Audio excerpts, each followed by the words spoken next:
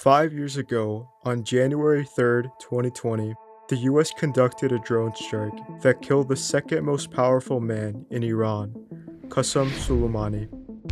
In just a few days, the president that ordered that strike will be returning to the White House. And with his return, the chances of a full-scale war with Iran increase dramatically. You may be wondering, didn't Trump campaign on peace? Stopping all the wars? What stands in the way? The people Trump has picked. He's filled key cabinet positions with pro-Israeli people who see Iran as a key threat.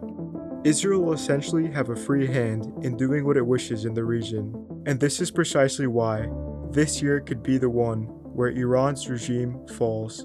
What's even more concerning is that the US has been planning the downfall of Iran for a long time. Wesley Clark, a US general and former head of NATO, said this in 2007. This is a memo that describes how we're going to take out 7 countries in 5 years, starting with Iraq and then Syria, Lebanon, Libya, Somalia, Sudan, and finishing off Iran. All of these countries have fallen prey to US intervention. Only Iran remains. I think it's crucial to understand the opposite side, the Iranian side, before invading another country and putting the region in flames. So let's understand the Iranian side of the story. But before we do, I want to make one thing clear. The Middle East and Iran is a complicated topic that requires nuance and can't be explained in a video under 10 minutes. This video therefore is going to be simplified and might leave some stuff out, but I'll do my best to tell the side of Iran that doesn't get told. Now let's get back to it. This story begins in 1951 when a hopeful Iranian people elected Mohammad Mosaddegh as their prime minister. Mosaddegh promised to do one crucial thing, something that would bring prosperity to his nation, and that was to nationalize Iran's most precious natural resource, oil. Up to this point, believe it or not, Iran's oil had been completely controlled by a British company called the Anglo-Iranian Oil Company. He went through with this decision that year. This made the British furious, so they decided to overthrow Mosaddegh with the help of their close ally, the Americans. In 1953, after outside money and guns from the CIA had poured into the country, the people poured into the streets. The US government paid protesters and bribed government officials. This created an atmosphere of chaos which forced Mosaddegh out of power. The Shah of Iran, Mohammad Reza Pahlavi, was installed by the US as the new center of power in Iran. Some say he was a puppet of the West. He allowed foreign oil companies back into the country and worked to create a westernized secular society. But as his reign continued, his rule became more autocratic, more tyrannical. Despite his good intentions for his people, the Shah was brutal. Nothing made this more clear than his secret police, the Savak, which terrorized the Iranian people. And the Iranian people were beginning to have enough of the Shah's tyranny. They looked for solutions to their plight. A man who gave answers to their questions was the cleric Ruhollah Khomeini. Khomeini was an Iranian religious leader who was living in exile at the time. He stated that Iran was becoming too westernized, and it was straying from its true Islamic way of living. He blamed the West, but more particularly Israel and the United States of America. The Shah at this time became so oppressive to his own people that in 1979, millions of Iranians took to the streets, ousting another leader and welcoming home Khomeini. This was the Iranian Revolution. What emerged from the chaos was a theocratic government based on Islamic law, the Islamic Republic of Iran. A revived country in its infancy had to now deal with war. Saddam Hussein, the president of Iraq, saw a weakened and vulnerable country that he could have his way with. So he decided to invade Iran in 1980. Like most wars, it was completely useless. It dragged on and a stalemate ensued. The borders remained the same after 8 years of struggle.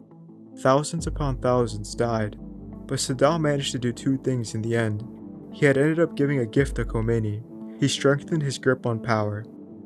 After the revolution, Iran was weak, disunited. The war had united Iran against a common enemy and helped consolidate power for Khomeini.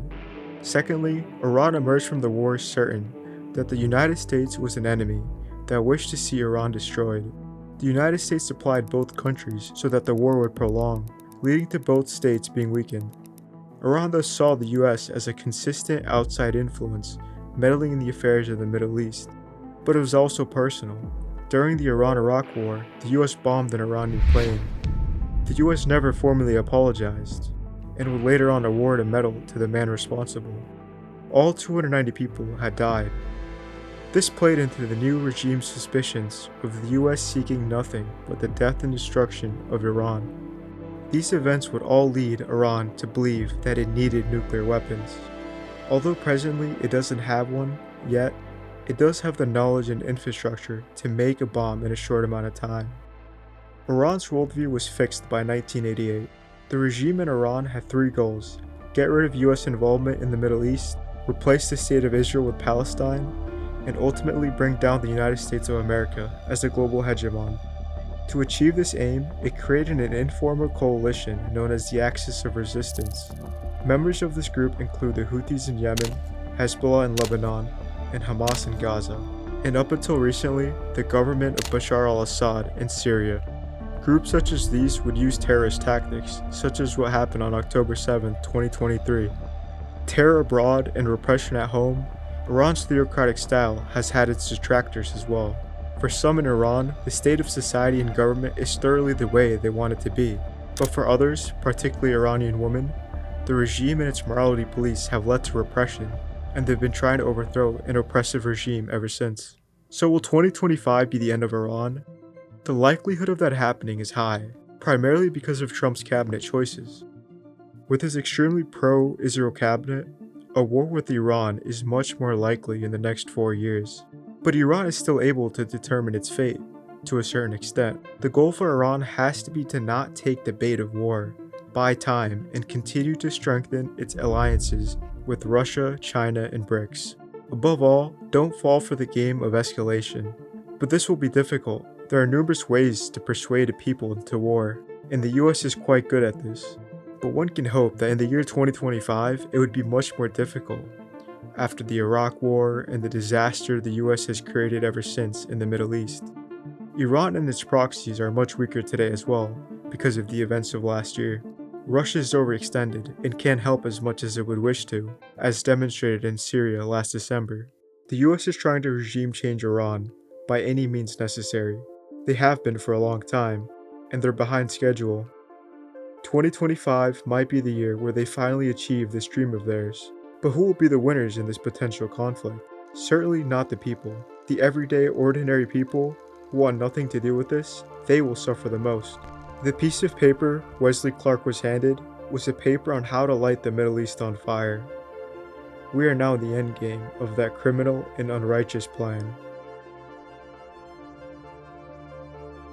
I want to know what you think about Iran. Will 2025 be the end of the Iranian regime? Let me know in the comments below. And if you liked the video, subscribe for more content like this. Thanks for watching.